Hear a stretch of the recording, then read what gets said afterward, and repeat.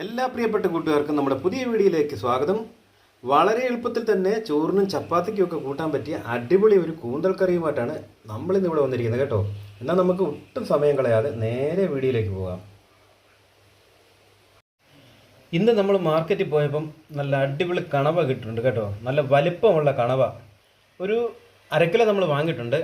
നല്ല വിലയായിരുന്നു, അരക്കിലോയെ വാങ്ങിയുള്ളൂ. അപ്പോൾ ഈ അരക്കിലോ കണവ കൊണ്ട് നല്ല രീതിയിൽ ഒന്ന് കറി വെക്കാനായിട്ട് ഞാനും അമ്മയും കൂടെ തുടങ്ങുകയാണ്. എന്നാൽ നമുക്ക് കറി വെക്കാൻ തുടങ്ങിയേക്കാമേ. ആ എന്നാൽ ശരി. ഇന്ന് 1 കിലോ കണവയ്ക്ക് നമ്മളിവിടെ 360 രൂപയായിരുന്നു അമ്മേ വില. നല്ല വിലയാ ഇപ്പൊ കേട്ടോ. മീനെല്ലാം വിലയാ.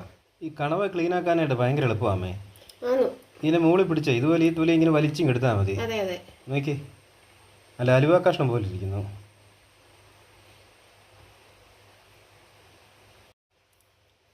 ഇതിൻ്റെ ആ മഷി കൂടെ എടുത്ത് കളയണം. മഷി ഇത് കൊള്ളത്തില്ല, കണ്ടോ മഷി കറുത്ത് കിടക്കുന്ന കണ്ടോ. കടലിലെ മഷിക്കുപ്പി എന്നാണ് ഇതറിയപ്പെടുന്നത്.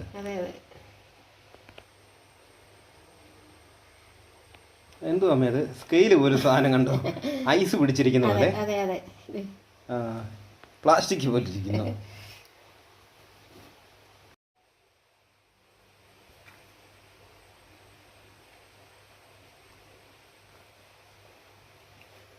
ഇനി നമുക്കിത് അമ്മ വട്ടത്തിൽ കട്ട് ചെയ്തെടുക്കാം കേട്ടോ. വട്ടത്തിലോ നീളത്തിലോ ഒക്കെ കട്ട് ചെയ്യാം. പക്ഷേ ഇതിലുണ്ടല്ലോ, നമ്മൾ ഈ കറിയൊക്കെ വെക്കുമ്പോഴേ ഇതൊരു റൗണ്ട് ഷേപ്പിൽ കിടന്നെങ്കിൽ മാത്രമേ ഇത് കാണാനൊരു ഭംഗിയുള്ളൂ. നീളത്തിലും ചതുരത്തിലും ഒക്കെ കഴിഞ്ഞാൽ ഒരുമാതിരി തേങ്ങാപ്പൂള് കിടക്കുന്ന പോലെ കിടക്കും. കുഴപ്പമില്ല, പക്ഷെ റൗണ്ട് ഷേപ്പിൽ കിടക്കുന്ന കാണാനോ രസം അല്ലേ.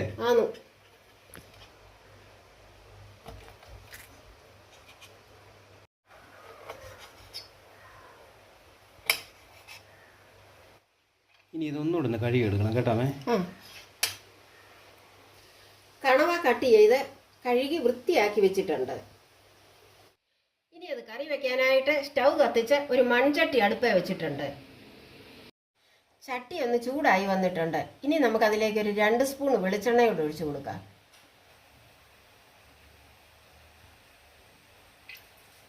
എണ്ണ ചൂടായി വന്നിട്ടുണ്ട്. ഇനി നമുക്കതിലേക്ക് 2 സവാള ചെറുതായി അരിഞ്ഞു വെച്ചിട്ടുണ്ട്, അതങ്ങോട്ട് ഇട്ട് കൊടുക്കുക. 2 ചെറിയ സവാളയാണ് നമ്മൾ എടുത്തേക്കുന്നത്. അത് നല്ലതുപോലെ ഒന്ന് വഴന്നോട്ടെ. ഇനി 2 തട്ട് കറിവേപ്പില കൂടെ അങ്ങോട്ട് ഊരിയിട്ട് കൊടുക്കാം.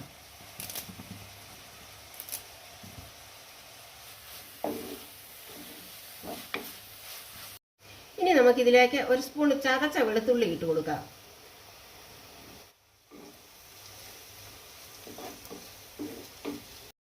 ഇനി അതിൻ്റെ കൂടെ തന്നെ 1 സ്പൂൺ ചതച്ച ഇഞ്ചി കൂടി ഇട്ട് കൊടുക്കാം.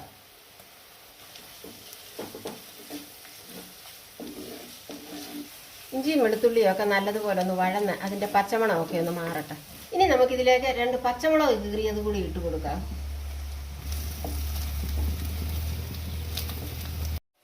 ഒരു വലിയ തക്കാളി നമ്മൾ അരിഞ്ഞു വെച്ചിട്ടുണ്ട്.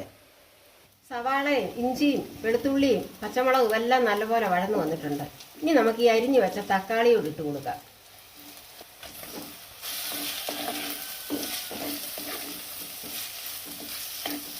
ഇനി നമുക്ക് ഒരു 1/4 സ്പൂൺ മഞ്ഞൾപ്പൊടി കൂടി ഇട്ട് കൊടുക്കാം.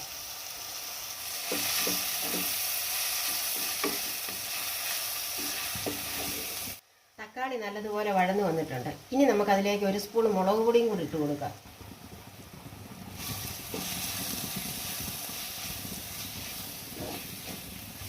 ഇനി 1 സ്പൂൺ മല്ലിപ്പൊടിയും കൂടി ഇട്ട് കൊടുക്കാം.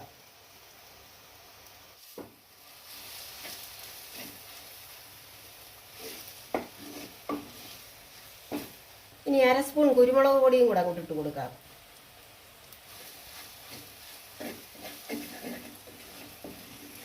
ഇനി 1/2 സ്പൂൺ ഗരം മസാല പൊടിച്ചതുകൂടെ അങ്ങോട്ട് ഇട്ട് കൊടുക്കാം.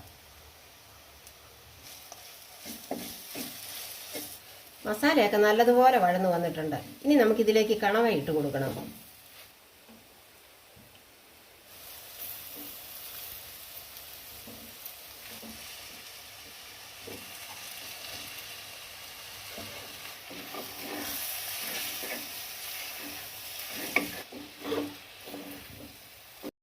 ഇനി ആവശ്യത്തിനുള്ള ഉപ്പിട്ട് കൊടുക്കാം. ഈ കണവ 2 മിനിറ്റ് നമുക്കൊന്ന് വഴറ്റിയെടുക്കാം. കണവയൊന്ന് വഴന്നു വന്നിട്ടുണ്ട്. ഇനി ഒരു അരക്കപ്പ് വെള്ളം കൂടെ ഒഴിച്ച് കൊടുക്കാം.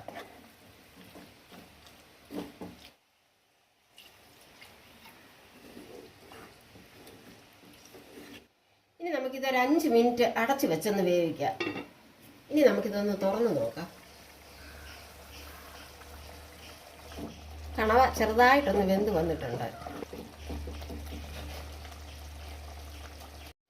ഇനി നമുക്കിതിലേക്ക് ഒരു അരമുറി തേങ്ങ നല്ലതുപോലെ അരച്ച് വെച്ചിട്ടുണ്ടായിരുന്നു, അതങ്ങോട്ട് ഒഴിച്ചു കൊടുക്കാം.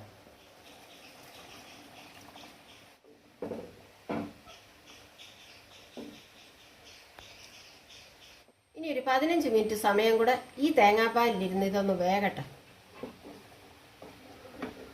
ഒരു തണ്ട് കറിവേപ്പിലയൂടെ ഒന്ന് ഊരിയിട്ട് അടച്ചു വെച്ചൊന്ന് വേവിക്കാം.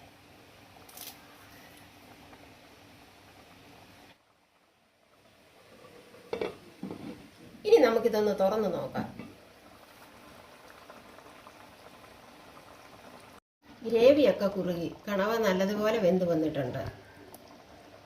നമ്മുടെ കണവക്കറി റെഡി ആയിട്ടുണ്ട്. ഇനി അല്പം മല്ലിയിലയൂടെ അങ്ങോട്ട് തൂവി കൊടുക്കാം. ഇന്നത്തെ നമ്മുടെ കൂന്തൽ കറിയുടെ വീഡിയോ എല്ലാവർക്കും ഇഷ്ടമായെന്ന് വിചാരിക്കുന്നു. നമ്മുടെ വീഡിയോ ഇഷ്ടമായാൽ എല്ലാവരും ഇത് ലൈക്ക് ചെയ്യുക. കൂടാതെ തന്നെ നമ്മുടെ ചാനൽ ആദ്യമായിട്ട് കാണുന്ന കൂട്ടുകാർ ഒന്ന് സബ്സ്ക്രൈബ് ചെയ്ത് സഹായിക്കൂടി ചെയ്യണേ. ഉടനെ തന്നെ അടുത്ത നല്ലൊരു വീഡിയോയിൽ വരുന്നതാണ്. തൽക്കാലത്തേക്ക് ബൈ ബൈ.